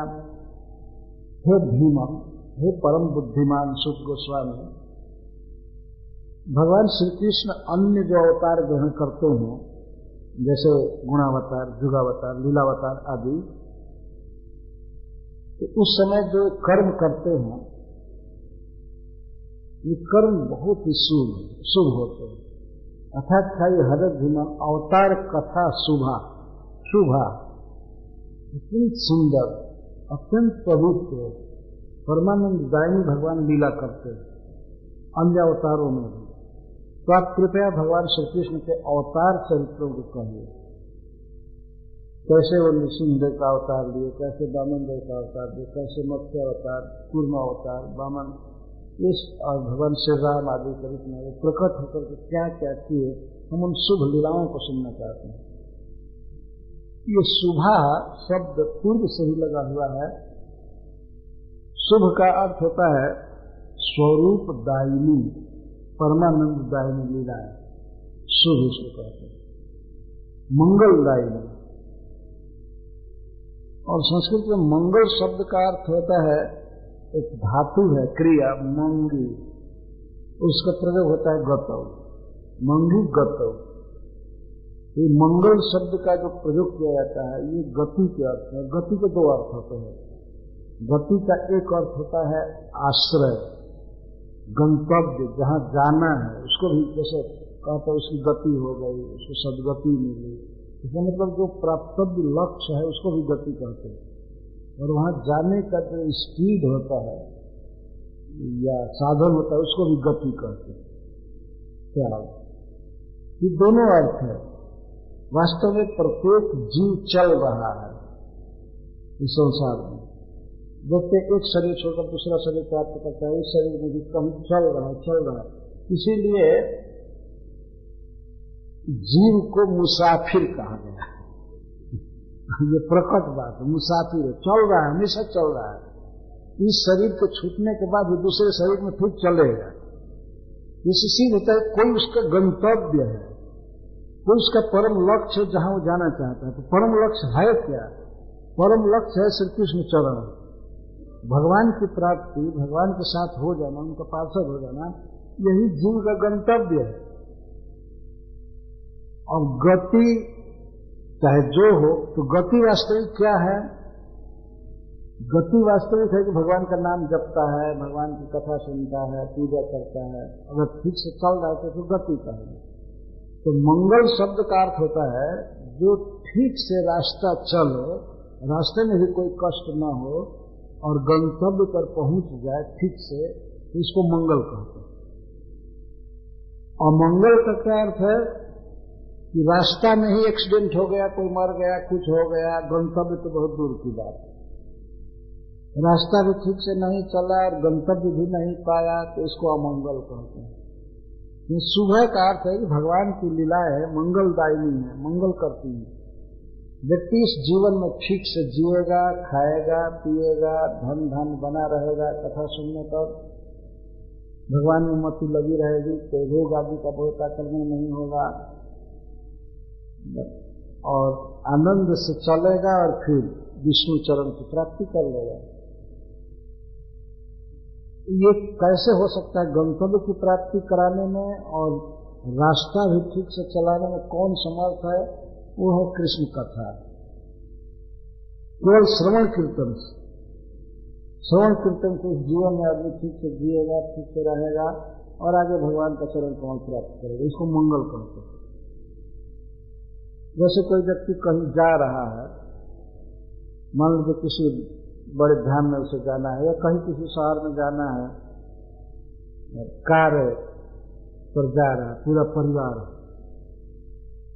4-5 आदमी है कार में, तो कार में उसको पर्याप्त पैसा है, कहीं रास्ते में टोल टैक्स लगेगा या डीजल तेल घटेगा तो पैसा लेने के लिए, भूख लगेगी तो कहीं खाएगा पिएगा, और अगर बेचारे भीख मांगे भी मिले तो उनको भी कुछ दे सकता है।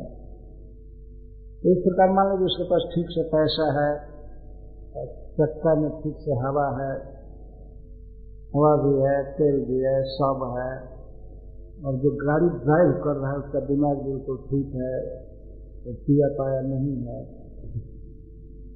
ठीक है।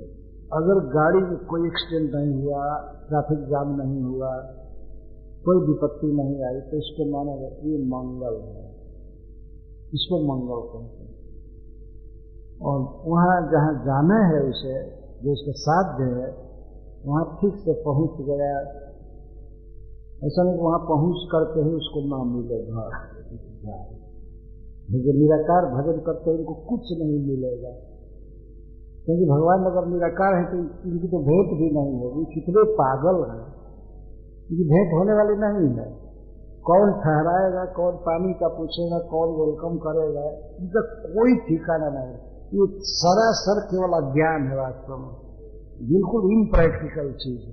लेकिन फिर भी लोगों की मति ऐसे फंसी हुई है, तो उसमें तो अमंगल नहीं, शुरू से ही अमंगल है। और गंतव्य सारा अमंगल है।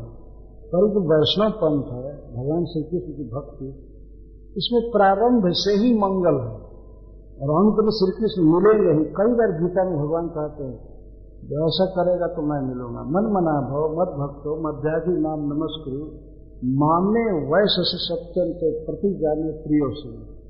अगर तुम मेरा भक्त बनोगे, मुझे मन लगाओगे, मेरी पूजा करोगे, मुझे नमस्कार करोगे, तो मेरे पास ही आओगे, इसमें कोई डाउट नहीं है। और मैं बिल्कुल सत्य बोल रहा हूं।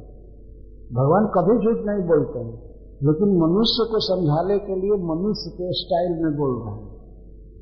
मैं क्रिया खाकर कहता हूं, शपथ खाकर कहता हूं, ये कहने की कोई जरूरत नहीं है। लेकिन मनुष्य ऐसा है कि बिना क्रिया खाए, बिना शपथ किए बात मानेगा नहीं। ऐसा वास्तव में स्वभाव हो गया है। कभी कभी तो मनुष्य ऐसे बोलता है मैं तुमसे बिल्कुल सत्य बोल रहा हूं, हो सकता है पूरा झूठ बोल रहा है। और ऐसा कहने पर तब आदमी मानते हैं कि हाँ ठीक। कहीं कहीं हम बांचते हैं, लोग लिखे रहते हैं यहाँ शुद्ध देसी घी मिलता है, शुद्ध देसी घी। हो सकता है उनकी बातें झूठ हो, उसमें कोई मिलावट हो, कुछ हो, इनके भी लिखते हैं। और उस पर भी अब कुछ लोग तो यहाँ 100% शुद्ध देसी घी मिलता है ऐसे शुद्ध देसी घी। हो सकता है कि 100% डालडा हो, डालडा भी शुद्ध नहीं मिलता है। अब तो ये दशा है। पर मनुष्य लिखता है। ये मोबाइल फोन वाले क्या शपथ करते हैं, आपको फुल टाइम तक टाइम देंगे, फुल टाइम तक, इतना नहीं, चार्जिंग नहीं करना है, जीवन भर आप इसको लीजिए, प्राप्त आएगा। लेकिन कब तक देखा जाता है कि बाहर से कॉल आता है या पकड़ता नहीं, बाद में शिकायत करते हैं, वो फोन करने वाला हमने आपको बार बार फोन किया, लगा नहीं। जाकर पूछो कंपनी से जिसने शपथ किया है ऐसा करेंगे, ऐसा करेंगे, करेंगे। ये जिम्मेवार कौन है? कोई जिम्मेवार नहीं है। ये सब धोखाधड़ी चल रही है दुनिया में। एक बार हम लोग एक घटना याद आ गई, हम और राधा रमन महाराज और 2 आदमी और जा रहे थे एक जगह, तो बिहार नामक गांव में जा रहे थे, टांगा पर चढ़े थे 4 बार। तो रोड बहुत खराब था, बहुत खराब। हम लोग चढ़े थे, जाने में रात हो गई जहां जाना था। बीच बीच में एक लड़का पूछता था जो हमारे साथ था, एक बार कब पहुंचल गई कब पहुंचेंगे हम लोग? तो वो कहता था बाबा रोडवा से पूछी जब वो कहता था यार कब पहुंचेंगे भाई, कितना टाइम लगेगा, तो यही कहता था रोडवा से पूछी, हमरा से मत पूछी। मतलब क्यों धीरे धीरे चल रहा हूं, आप रोड से पूछिए। इतना गड्ढा है, इतना खराब है कि बहुत कम स्पीड से घोड़ा चल रहा है, तो हम क्या बताएं? इसका मतलब हमको दोष मत दीजिए, रोड से पूछिए। हम लोग हंसते गए। जब जब पूछता था कि अरे भाई बहुत देर हो रही है, तो बाबा रोडिया से पूछी इस तरह से ये लोग तो अगर पूछा जाए ऐसा क्यों गड़बड़ी हो रहा है, तो इस रूट की सभी लाइनें व्यस्त हैं, अब क्या करेंगे? अब कौन जवाब है? इस रूट की सभी लाइनें व्यस्त हैं, ये है, वो है, ऐसा है, वैसा है, वैसा है, इतना कनेक्शन चार्ज लगता है, इतना ये लगता है, इतना ये लगता है। सदा झूठ बोलना है सब समय। ये वेद में लिखा गया है कि मनुष्य की रचना ब्रह्मा जी ने किया झूठ बोलने के लिए, और देवताओं को रखा सत्य बोलने के लिए। मनुष्य समाज में बिना झूठ बोले व्यवहार चल ही नहीं सकता। ऐसा ये समाज है मनुष्य का, सबसे कंडम समाज और झूठा और ज्ञानी भगवान ब्रह्मा जी ने रखा। तो मैं ये कह रहा हूं कि भगवान को भी जब गीता में कोई बात बोलनी हुई तो मनुष्य के स्टाइल में बोल रहे हैं, क्योंकि उस स्टाइल में बोलने पर ही आदमी समझेगा। प्रतिज्ञा में मैं प्रतिज्ञा करता हूं कि तुम मेरे पास ही आओगे, सत्यम ते तुमसे सत्य बोल रहा हूं, प्रतिज्ञा कर रहा हूं, फिर असंशय, इसमें कोई डाउट नहीं है। इतना बोलने की क्या जरूरत है, एक बार कह दिए कि ऐसा करोगे तो तुम मेरे पास आओगे, हो गया। भगवान कहीं कहीं ऐसा ही बोले। जब बड़े लोगों से भगवान बोलते हैं तो थोड़ा बोलते हैं, जैसे ब्रह्मा जी से बोले 4 श्लोक 6 श्लोक बोले, इतने सारा ज्ञान है भगवान का स्टाइल। लेकिन जब मनुष्य समाज में बोलना है तब तो खूब क्रिया खा करके कई बार गीता में ऐसा कहते।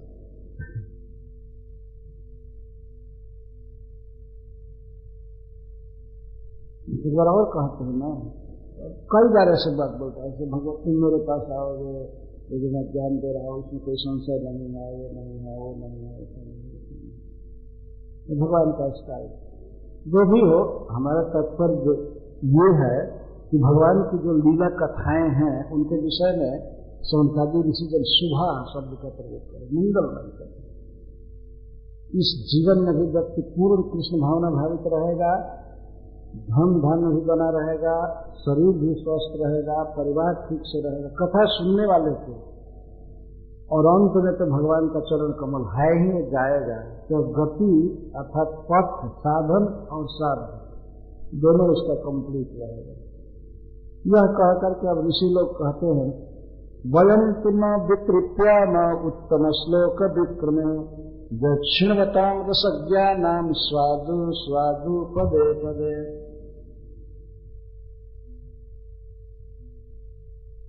वयंत न विकृत, हम लोग भगवान श्री कृष्ण की कथा से, कथा श्रवण से तृप्त नहीं हो रहे हैं, अर्थात अलम बुद्धि नहीं हो रही है कि बहुत सुन लिया, ऐसी बुद्धि नहीं हो रही है, लालसा बढ़ रही है सुनने की। उत्तम श्लोक विक्र में उत्तम श्लोक भगवान श्री कृष्ण के लीलाओं को सुनने के लिए हमारी लालसा और बढ़ती जा रही है।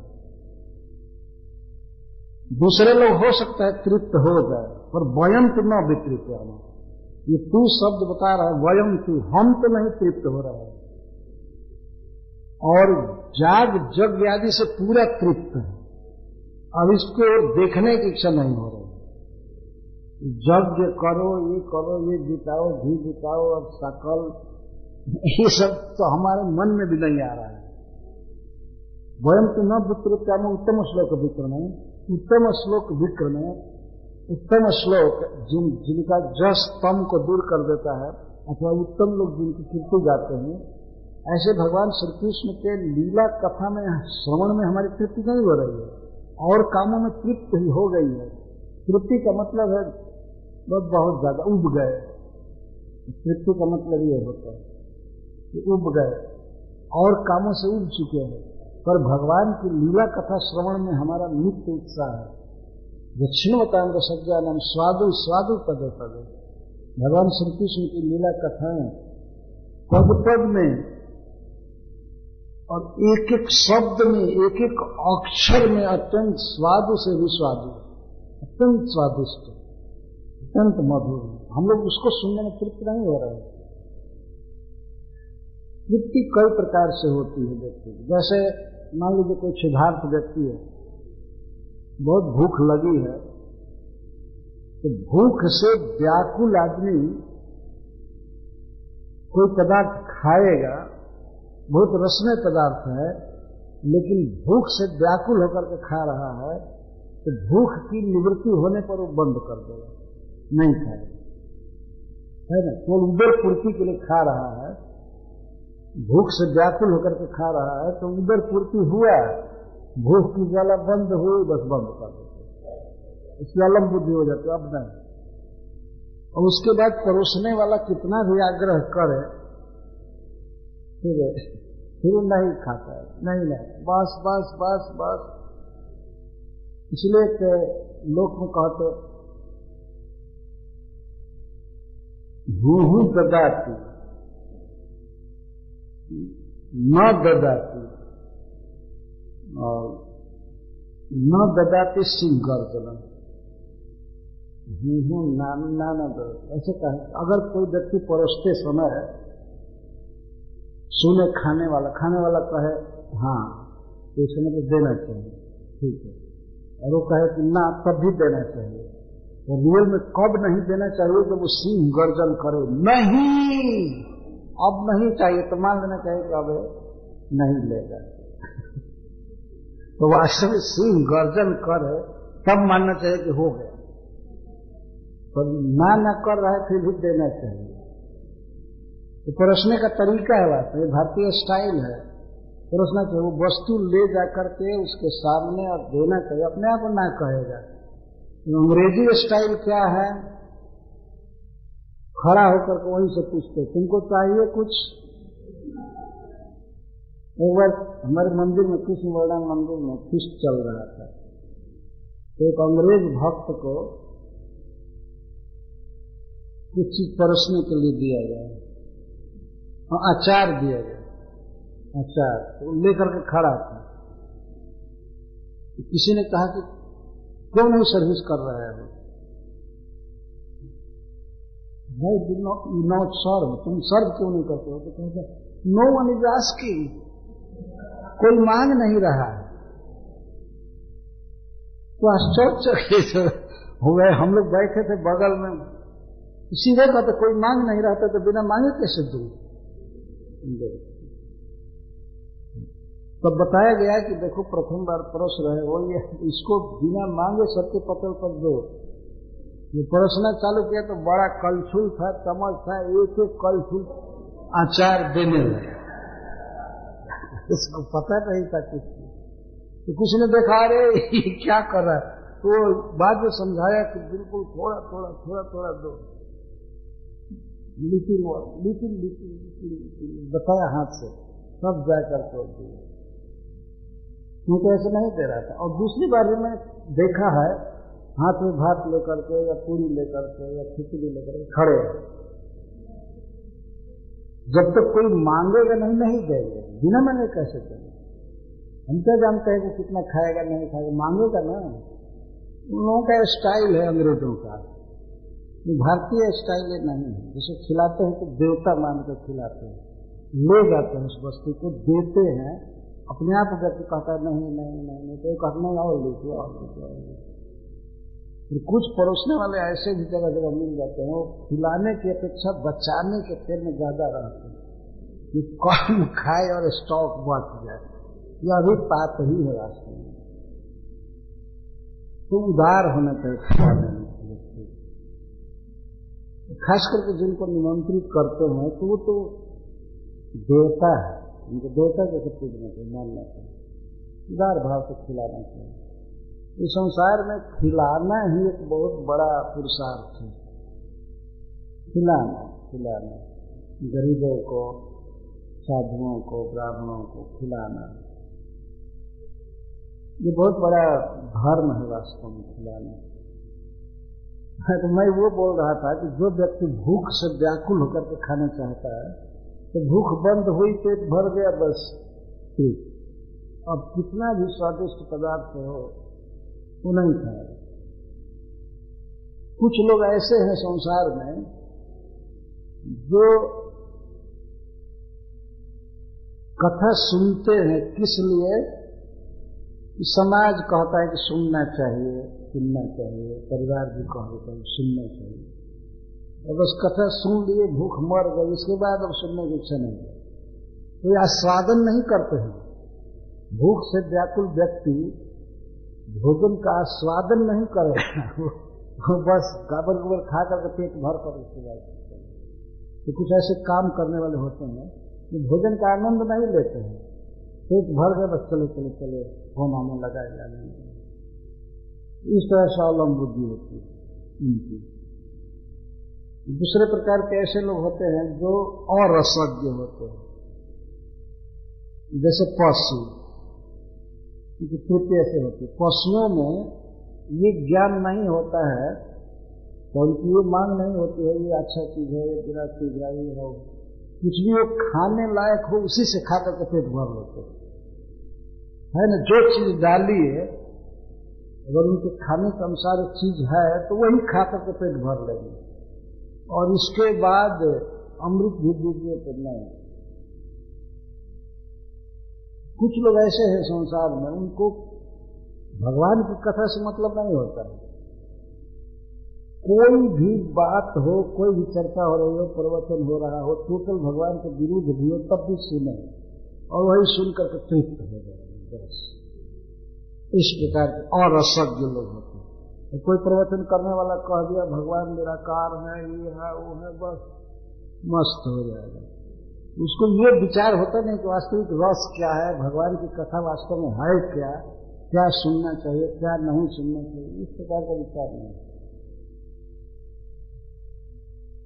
जैसे पशुओं में ये देखा गया है अज्ञान,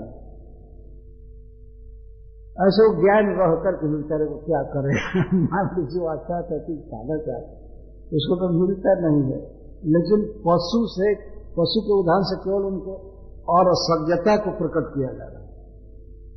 जो मिला बस वही था, इन्हें सत्संग हो रहा है, वह कथा है, प्रवचन है, पता नहीं क्या कचरा उगल रहा है प्रवचन करने वाला, लेकिन फिर भी तृप्त हो जाता है। एक हमारे यहाँ से व्यक्ति गया था प्रवचन सुनने, एक आदमी का आया, वो स्कान का भक्त, वो आया, हमने पूछा कि कैसा प्रवचन, अरे बहुत अच्छा था, खूब प्रशंसा करेगा, बहुत अच्छा। मैंने कहा उसमें से एक दो बात सुनाइए, क्या अच्छा लगा बात। और इतना हाई क्लास का प्रवचन हो रहा था कि हमारे समझ में कुछ भी नहीं आया। इतना हाई क्लास का प्रवचन हो रहा था, हमको समझ भी नहीं आया, कुछ भी नहीं समझ में आया। अरे एक ही बात बताते, मैं कुछ समझ में आया नहीं। तो मैंने कहा कि जब समझ में नहीं आया तो हाई क्लास का था कि लो क्लास का, एक कैसे निर्णय कर लिया, वो समझ में आया ही नहीं कुछ। जैसे तो चिड़िया बोलते हैं, कुछ समझ में नहीं आता है ना, नहीं समझ में आया, इसीलिए हाई क्लास का प्रवचन है। पर ऐसे लोग होते हैं, कुछ भी बस सुन लें, बस उसी में तृप्त हो जाते हैं। नैमिषारण्य के ऋषि लोग ये बात कर, कुछ लोग होते हैं जो तृप्त नहीं होते हैं। कुछ उदाहरण, जैसे मान लीजिए कोई गन्ना चूस रहा है, तो देखा गया है कि अगर गन्ने के शिखर से चालू करो तो पर्व पर प्रत्येक पोर पर रस वर्धन होता रहता है और नीचे गाढ़ रस रहता है, तो उसकी रुचि बढ़ती जाती है।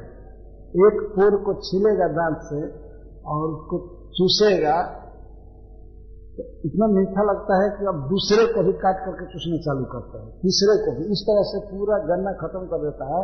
और कुछ लोग तो उस गन्ने के बाद भी 4-5 गन्ना रख लेते हैं और कोल्हू की तरह फेंकते रहते हैं। ऐसा देखा गया है। इसको रसज्ञ कहते हैं, जानता है रस का मर्म, उसे पता है भगवान कृष्ण का भक्त है, रस है, भाव है भगवान के प्रति, तो कथा सुनने पर तृप्त नहीं होगा। ठीक है, और भगवान का गुणानुवाद हो रहा है, वो सुनता जाएगा। और अगर गन्ना पूरा हो गया, इसमें मतलब एक दिन की कथा पूरी हुई तो दूसरे दिन भी सुनेगा, तीसरे दिन भी सुनेगा। गन्ना आता है तो कभी 7 गन्ना तो चूसेगा, सप्ताह करेगा। हरे कृष्णा कृष्णा कृष्णा हरे हरे, हरे राम राम राम। तो वयम